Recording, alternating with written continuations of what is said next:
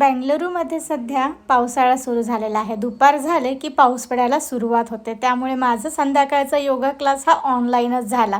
योगा केल्यानंतर चहा पिले आणि मस्त फ्रेश झाले आणि आले किचनमध्ये. छान थंडगार क्लायमेट झालं आहे. म्हटलं साधं जेवण नको, आज काहीतरी वेगळं बनवूया. इडली डोसा मला खूप आवडतात खायला, पण इडली डोशासाठी पीठ नव्हतं. मग म्हटलं चला इन्स्टंट रवा डोसा ट्राय करूया. त्याच्यासाठी मी रवा घेतला. रव्यामध्ये ना थोडंसं तांदळाचं पीठ आणि थोडासा मैदा घातला की रवा डोसा हा उत्तम होतो. त्यामध्ये बारीक चिरलेला कांदा, मिरची, कोथिंबीर, अद्रकचं थोडेसे तुकडे हे सगळं टाकलं आणि नंतर पाण्यासारखी कन्सिस्टन्सी त्याला येऊ दिली. सोबतच शेंगदाण्याची आणि मिरच्यांची चटणीसुद्धा करून घेतली. बघा किती छान मस्त क्रिस्पी असा रवा डोसा तयार झाला आहे आणि त्याच्यासोबत ही चटणीसुद्धा एकदम मस्त कॉम्बिनेशन होतं.